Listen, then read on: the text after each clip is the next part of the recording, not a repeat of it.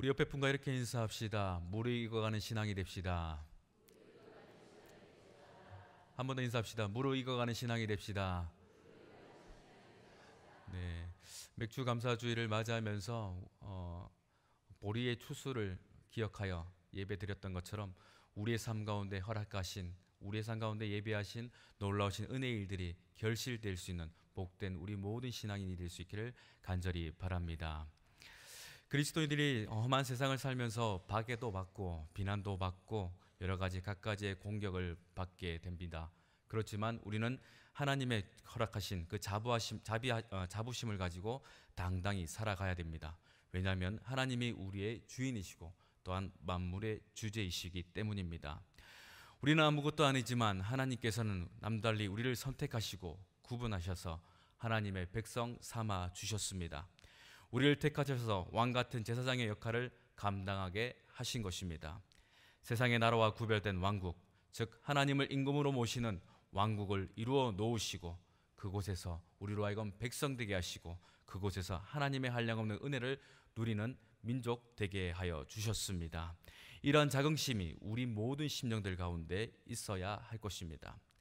그런데 제가 이전에 청년 사역을 할 때 어떠한 청년이 이와 같은 고민과 함께 대화를 나눈 적이 있습니다.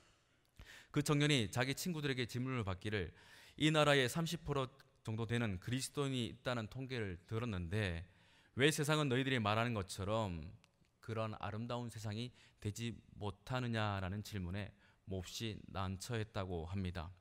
그러면서 기다렸다는 듯이 그 친구는 말하기를 개독 혹은 이런 불편한 이야기들이 뉴스지상에 많이 들리는 그 일들을 바라보면서 너는 어떻게 생각하냐라는 말에 아무런 말을 하지 못했다고 합니다. 하나님께서 우리에게 놀라우신 은혜와 또한 영적인 자긍심을 주셨음에도 불구하고 왜 우리의 신앙과 교회는 어쩌다가 이 지경 가운데 이르렀는지 한번 좀 생각해 봐야 할 것입니다. 그냥 교회만 다니면, 그냥 나만 구원받으면 어찌되든 상관이 없는 것일까? 혹시 우리의 이런 말들이, 이런 생각들이 우리 가운데 있지는 않습니까? 마태복음에서 말하기를 너희는 세상의 빛이라 말씀하셨는데 과연 이 주님의 뜻은 무엇인가 한번 좀 생각해 보셨는지 여쭤보고 싶습니다. 하나님의 한량없는 은혜로 구원받은 저와 여러분, 그리스도인 됨이 무엇인지에 대해 그리고 그것이 어떤 의미인지 생각해 보지 않았다면, 단순히 교회의 성도 수가 많아지고 삶의 지경이 풍요로워 복을 받는 것에 우리가 만족해 버린다면 세상은 결코 우리를 향하여서 빛이다, 이러한 아름다운 이야기들을 해주지 않을 것입니다. 결국 우리는 어느 한때 이르러 스스로 돌아보아 자기 자신의 신앙의 무기력함, 정체됨, 미숙함, 무능함으로 한탄할지 모릅니다. 저와 여러분을 향한 구원의 목적을 잃어버리고 살아간다면 표류하는 것과 다르지 않습니다. 그리스도인들의 표류는 곧 죄의 시작이기 때문입니다. 아르헨티나 출신의 후안 카를로스 오르티즈 목사님은 이와 같은 말씀을 하셨습니다. 요즘 교회 안에서는 내가 만년 갓난아기 신자라고 부르는 기이한 현상이 벌어지고 있다. 우리들의 교회 가운데서는 수년 동안 설교를 꼬박꼬박 들었는데도 처음과 다를 바 없는 신자들이 적지 않다. 오늘날 대부분의 교회들은 군대라기보다는 차라리 신생아로 가득한 산부인과 병원처럼 보인다. 때로는 수직적으로 증가하는 우리들의 교회를 바라보며 우리는 자신을 속인다. 우리는 그것이 성장이라고 생각한다. 그러나 수적 증가가 곧 영적 성장을 뜻하지는 않는다. 주님은 분명히 우리를 통해 세상의 빛과 소금이 되라고 구원하셨는데 세상은커녕 자기의 몸 제대로 가누지 못하며 다른 사람의 신앙을 방해하는 방해꾼으로 전락하며 교회의 걸림돌이 되고 있다. 여러분, 이런 말에 어떻게 생각하십니까? 이런 말에 혹시 어떤 마음과 뜻을 가지고 계십니까? 성장 호르몬 결핍증이라는 것이 있습니다. 성장 호르몬 분비 저하로 인하여서 잘 자라지 못하는 그러한 질병 가운데 하나인데 많은 그리스도인들이 이러한 성장 호르몬 결핍과 같은 현실 가운데 놓여 있는 것 같습니다. 세상에서 생명을 얻어 하나님의 놀라우신 은혜 속에서 날마다 자라가야 하는 것이 우리에게 주어진 하나님의 뜻임에도 불구하고 여전히 후안 카를로스 오르티즈 목사님과 같이 정체되어 있는 모습 가운데 있는 성도들이 적지 않게 있는 것 같습니다. 하나님의 뜻은 죄인이 그리스도와 연합하여 교회라는 신앙 공동체를 이루어 이 세상 가운데 제사장 역할을 감당하는 것입니다. 인간이 구원을 얻는다는 것은 단순히 땅에서 하늘로 자리만 옮겨가는 것이 아니라 더 나아가 하나님과의 관계 속에서 하나님의 자녀로서 이 땅 가운데 주어진 하나님의 사명을 감당하는 막중한 일들이 주어졌다는 것을 결코 우리는 잊지 않아야 할 것입니다. 우리 인간이 주님의 말씀과 인도하심 속에 자라며 하나님의 자녀다워지고 성숙해지는 것은 하나님이 그토록 기뻐하시는 거룩한 산 제사임을 우리는 또한 잊지 않아야 할 것입니다. 산 제사로 살아가는 우리는 우리가 살아가는 육신의 그 현장 가운데서, 삶의 현장 가운데서 하나님이 기뻐하시는 그러한 경건하고 거룩한 모습, 성숙한 모습을 날마다 보여드려야 한다는 것입니다. 주일만 예배드리는 우리의 모습이 아니라 매 날마다 하나님이 원하는 그 모습으로 살아가며 하나님이 받으시는 예배자의 모습이 우리 모두의 모습이 되어져야 한다는 것입니다. 그러기에 하나님은 이 땅을 살아가는 모든 성도를 향하여서 이와 같은 크나큰 기대를 가지고 계십니다. 그래서 예수님은 그 기대를 남기시고 승천하셨습니다. 그 기대는 곧 그리스도를 닮은 그리스도인 되는 것입니다. 사도행전 11장 26절은 이렇게 말하고 있습니다. 같이 읽겠습니다. 날마다 안디옥에 데리고 와서 둘이 교회에 1년간 모여 있어 큰 무리를 가르쳤고 제자들이 안디옥에서 비로소 그리스도이라 일컬음을 받게 되었더라. 아멘. 제자들은 누가 봐도 예수님 같은 분이었습니다. 이것이 주님의 뜻이었기에 그들은 이 일들을 결코 외면하지 않고 마침내 그리스도인이라는 영광된 칭호를 얻게 되었습니다. 그러나 우리의 모습은 어떠합니까? 우리의 모습은 우리 스스로는 그리스도인이라 말하는데 세상 사람들이 그리스도인 하는 것이 이때와 같이 영광스러운 호칭일까요? 이러한 우리들의 모습, 이러한 우리의 갈등 가운데 오늘 본문은 분명한 해답을 주고 있습니다. 우리 본문 1절 한번 더 같이 읽어보겠습니다. 그러므로 모든 악독과 모든 기만과 외식과 시기와 모든 비방하는 말을 버리고, 맛있는 요리를 우리가 준비한다고 칩시다. 그리고 그 맛있는 요리를 위해서 신선한 재료도 준비를 하겠죠. 그리고 그 재료를 와서 바로 요리하는 것이 아니라 재료를 다듬습니다. 흙과 먼지를 씻어내고 요리에 불필요한 부위를 잘라내어서 요리에 하기에 적합한 맛있는 요리를 하기 위해 합당한 모습으로 재료를 손질하는 것이 우선입니다. 만약 우리가 상상해 봅시다. 먹기 거북스러운 부위가 음식 가운데 들어있다면 아무리 화려한 접시 가운데 담겨져 있고 우리가 향긋한 향기를 맡는다 할지라도 그 음식을 쉽게 먹을 수 없을 것입니다. 이처럼 우리의 삶 가운데 하나님께서 원하시는 모습은 우리가 버려야 될 것들을, 그리고 불필요한 세상의 일들을 버리는 것임을 꼭 믿으시기를 바랍니다. 하나님이 기뻐하시지 않는 그리스도인으로서 성숙되지 못한 삶의 습관, 그리고 죄악된 일들을 버리는 이 일들이 무엇보다 성숙의 일들에 있어서 중요한 과제라는 것입니다. 설령 그냥 성숙되지 못한 모습으로 자란다 할지라도 그 모습이 기형적인 모습으로 자라 하나님이 기뻐하시지 않는 그 모습 그대로 세상에 남게 되어질 것입니다. 바울과 같이 배수물로 여겨야 될 것들을 버리지 않는다면 그것은 우리의 삶에 크나큰 안타까운 일들일 것입니다. 거룩한 것을 담기 위해서는 먼저 하나님이 기뻐하시지 않는 것을 버리는 것이 우선임을 우리는 분명히 알아야 합니다. 유명한 조각가 미켈란젤로는 훌륭한 조각품을 만들기 위해서 대리석을 쪼고 있었습니다. 망치로 그 많은 부분들을 떼어내기 시작할 그때에 어떤 사람이 와서 이렇게 이야기했다고 합니다. 좋은 대리석을 이처럼 많이 깨버리면 낭비가 되지 않겠습니까? 라고 할 때에 그는 이렇게 이야기합니다. 이 대리석이 깨어져 나갈 때마다 비로소 조각은 살아나게 됩니다. 라는 말을 하였습니다. 이 말을 들으면서 우리가 기억해야 될 것은 이처럼 우리에게 떼어내 버려야 될 것들, 우리가 포기해 버려야 될 것들, 과감하게 던져야 될 것들이 있다면 그것을 아끼지 말고 해야 한다는 것입니다. 이러한 작업이 우리 가운데 있어야 우리는 영적으로 하나님의 사람으로서 성숙할 수 있다는 것입니다. 예수님의 제자들도 처음에 그리스도인이라는 영광된 칭호를 얻을 그런 사람들이 아니었습니다. 예수님의 말씀을 들었지만 그 말씀대로 그들은 살아내지 못하였습니다. 하지만 주님의 말씀을 듣고 주님의 부활하심 가운데 그들은 다시금 회복되어져서 말씀 가운데 순종하여 살아갔고, 하나님이 기뻐하시지 않는 것들을 버렸더니 그들은 마침내 성숙한 그리스도인이 되어졌다는 것입니다. 신앙의 성작과 성숙은 단순히 어떤 그냥 가만히 있으면 생겨나는 것이 아니라 우리가 버려야 될 것을 버리는 그때부터 시작됨을 꼭 기억하시기를 바랍니다. 죄인이 하나님의 은혜로 구원을 얻었는데 우리가 흔히 오해하는 것은 가만히 있으면 그냥 되는 것이 아닌가라고 생각하는 분이 혹 있을지 모릅니다. 그러나 그것이 구원파의 교리라는 것을 알고 계십니까? 성령께서 우리로 하여금 중생케 하시고 은혜와 능력을 주심으로 우리로 하여금 새롭게 태어나게 하셨으니 이제는 우리가 그의 말씀에 순종함으로 오늘도 자라고 내일도 자라는, 그리하여 갓난아기의 모습을 벗어버리는 그러한 영적인 모습이 우리 가운데 있어야 함을 성경은 분명히 우리 가운데 강권하고 있다는 것입니다. 본문 2절을 우리 한번 같이 읽어보도록 하겠습니다. 시작. 갓난아기들과 같이 순전하고 신령한 젖을 사모하라. 분명히 베드로 사도는 우리에게 말합니다. 그러니 너희는 버릴 것을 버리고 가난 아기들과 같이 순전하고 신령한 젖을 사모하여 그것을 취하라고 우리 가운데 말하고 있습니다. 버렸습니다. 그러니 이제는 하나님께서 말씀하신 하늘의 신령한 양식, 거룩한 양식, 신령한 젖을 저와 여러분들은 먹고 살아가야 한다는 것입니다. 우리는 성도란 이름을 가졌기 때문에 오늘도 자라고 내일도 자라나야 한다는 것입니다.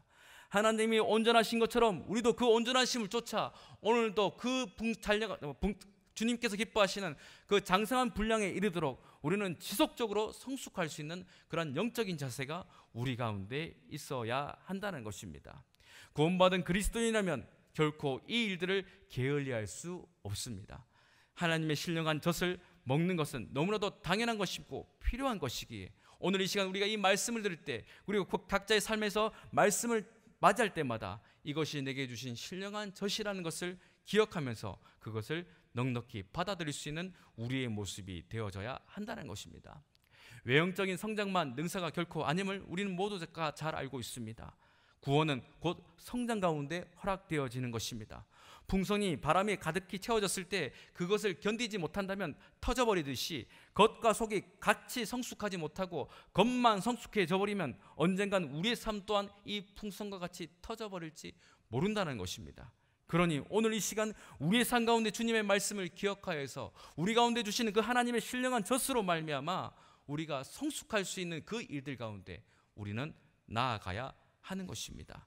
그러니 성도라면은 제자리에 있는 자, 그 자리에 멈춰서 버린 자가 아니라 오늘도 성숙하고 내일도 성숙하는 성장의 성장을 반복하여 하나님이 인정하시는 그 자리에 이르는 그런 분명한 뜻이 있어야 됨을 꼭 기억하시기를 바랍니다.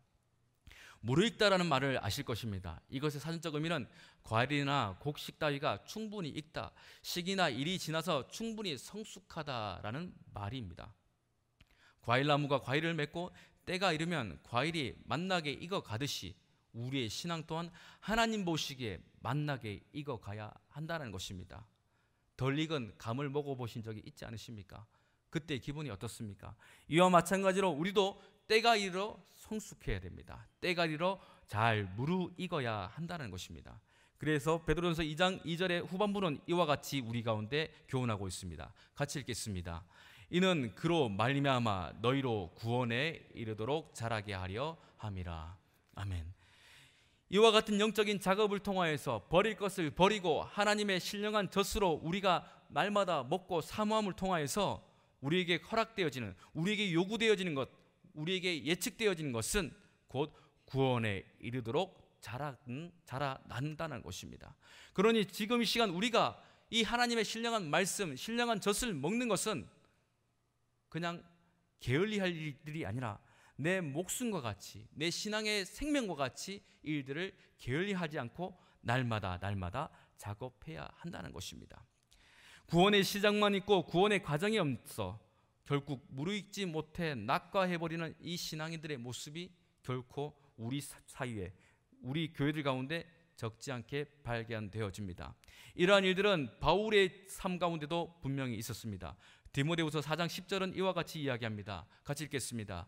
데마는 이 세상을 사랑하여 나를 버리고 데살로니가로 갔고. 바울의 귀한 동역자였던 이 데마는 처음부터 세상을 갈 계획이 있지 않았습니다. 구원을 받았습니다. 하나님의 한량없는 은혜랄까 무엇인지 알았습니다.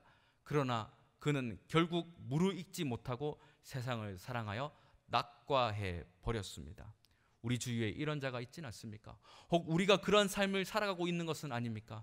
혹 그렇게 여겨지신다면 다시금 주님 앞에 나와 하나님이 기뻐하시는 거룩한 신령한 젖을 사모하시고 마침내 무르익어가는 믿음의 성도들이 되시기를 간절히 바랍니다.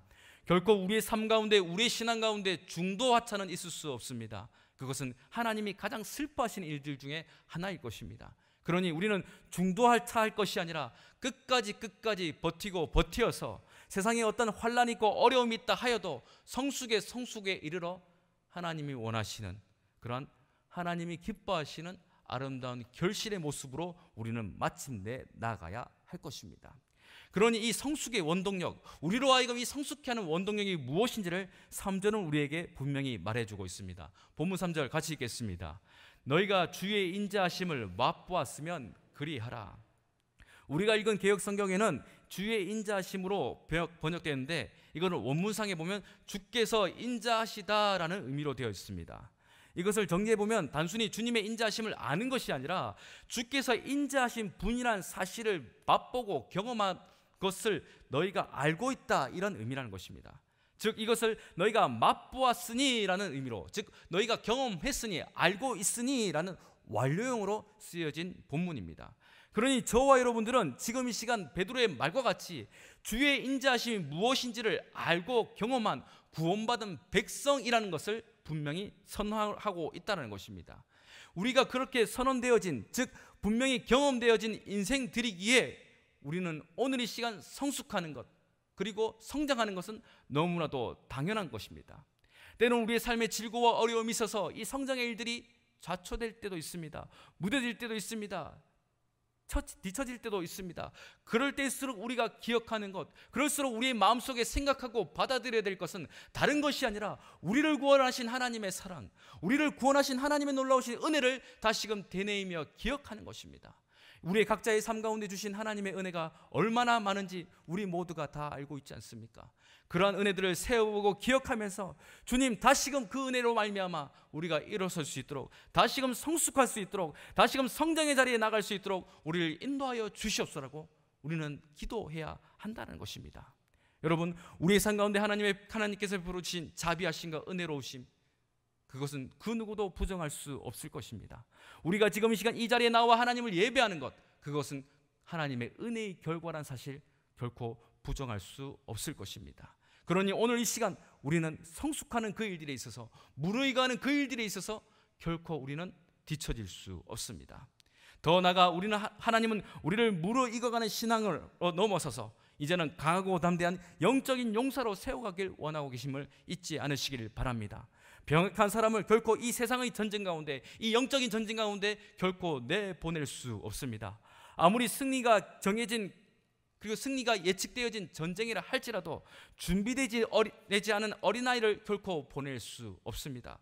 사람들의 보기에는 갑옷을 착용할 수 있고 큰 검을 들 수 있는 사울왕과 같은 이라 할지라도 그 속에 하나님이 기뻐하시는 영적인 성숙이 되어 있지 않는 자들은 결코 골리앗이라는 장소 앞에 나갈 수 없었으나, 다윗과 같이 사람들의 보기에는 어려도 그 속에 하나님이 기뻐하시는 영적인 성숙과 믿음이 가득 채워진 자는 전쟁에 나가 승리케 되어짐을 본다면, 오늘 이 시간 저와 여러분들은 다윗과 같이 영적인 성숙의 성숙을 이르러 이 영적인 세상 가운데 승리하는 믿음의 종들로서 우리가 나가야 할 것입니다.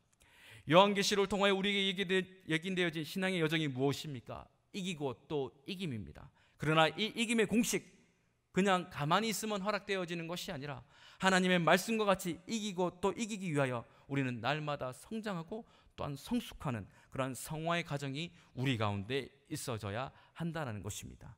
이런 영적인 일들 앞에서, 이 영적인 전쟁 앞에서 가만히 있는 우리의 모습이 아니라 오늘도 성숙하고 오늘도 승리하는 믿음의 성도들 되시길 간절히 바랍니다. 그래서 신약 성경은 가난한 것과 영적인 성숙을 같은 의미로서 우리 가운데 전해주고 있습니다. 고린도 교회나 로마 교회나 똑똑한 사람은 많았으나 성숙하지 못한 일들로 인해서 가슴 아파하던 바울의 이야기들을 우리는 성경을 통하여 듣게 됩니다. 우리가 그러한 모습이 아니라 하나님이 기뻐하시는, 하나님이 바라시는 그러한 성숙의 자리에 이를 수 있도록 우리는 오늘도 달려가야 한다는 것입니다. 한국이 나온 세계적인 발레리나 강수진 씨의 발을 보신 적이 있으십니까? 그의 발은 이와 같습니다. 그는 이런 이야기를 남겼습니다. 아침에 눈을 떴을 때 아프지 않은 날은 내가 연습을 게을리했구나라고 반성을 했습니다. 여기서 끝인가, 이 정도면 됐다라고 생각할 때 그 사람은 예술은 거기서 끝난 것입니다라는 유명한 말을 남겼습니다. 여러분, 이 말이 우리에게 주는 큰 교훈이 있지 않습니까? 우리가 성숙을 이루다 보면 때로는 세상과 부딪히는 어려움이 있고 환란이 있습니다. 그것으로 인해서 우리는 때로는 아프고 지칠 수도 있습니다. 그러나 그것이 어떤 결과입니까? 성장통, 성숙해져가는 과정의 결과물이라는 사실을 잊지 않으시기를 바랍니다. 성숙하지 않으려는 자, 자라지 않으려는 자, 가만히 누워있기만 하는 자는 아무런 스트레스도 없을 것이고 아무런 고민도 없을 것입니다. 영적인 괴로움이 그 어떤 것도 그 마음을 엄습하지 않을 것입니다. 그러나 하나님의 뜻을 쫓아 말씀 가운데 살아가려고 순종하려고 애쓰는 모든 자들은 이와 같은 괴로움이 있을 것이나 그는 마침내 이 여인과 같이 세계가 낳은 발레리나가 될 것이고 저와 여러분들은 하나님이 인정하시는 믿음의 사람, 다윗과 같은 사람이 되어진다는 사실을 꼭 믿으시기를 바랍니다. 과일이 무르익어가는 과정 속에서 때로는 태풍과 같은 큰 바람을 만나기도 합니다. 또한 큰 비를 만나기도 합니다. 그리고 감당할 수 없는 큰 태양빛을 만나기도 하지만 그 시간을 지나고 견디었다면 그 과일은 마침내 잘 익은 당도 높은 과일이 되듯이 저와 여러분의 삶 가운데 햇빛이 있고 바람이 있고 때로는 병충해가 있다 할지라도 견디면 하나님이 무척이나 즐거워하시는, 하나님이 무척이나 기뻐하시는 그러한 무르익은 성숙한 신앙인이 되어진다는 사실을 꼭 믿으시기를 바랍니다. 침몰되지 않고 바다에 떠 있는 것을 만족하지 마시기를 바랍니다. 그것은 표류하는 것과 다르지 않습니다. 성숙한 자는 표류하지 않습니다. 주님이 원하시는 그 자리로 오늘도 항해하며 내일도 항해합니다. 때로는 거친 파도를 만난다 할지라도 뒤돌아가는 것이 아니라 그 파도를 이기어서 마침내 하나님이 원하시는 그 자리로 이른다는 것을 우리 모두는 기억해야 할 것입니다. 에베소의 말씀과 같이 이제는 어린아이의 일들과 어린아이의 판단과 어린아이의 생각을 벗어버리고 그리스도의 장성한 분량에 이르도록 우리는 자라가야 할 것입니다. 이것이 오늘 이 시간 이 말씀 앞에 선 저와 여러분을 향한 하나님의 뜻이요 하나님의 명령임을 믿으신다면 그 말씀에 순종하여 오늘도 성숙하고 내일도 성숙하여 그리스도를 더욱더 닮아가는 믿음의 성도들 되시길 간절히 바랍니다.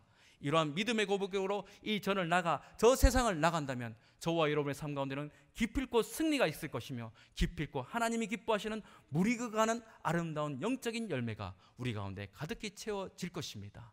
이런 은혜로 살아가시는 모든 믿음의 성도들 되시길 주의 이름으로 축원합니다.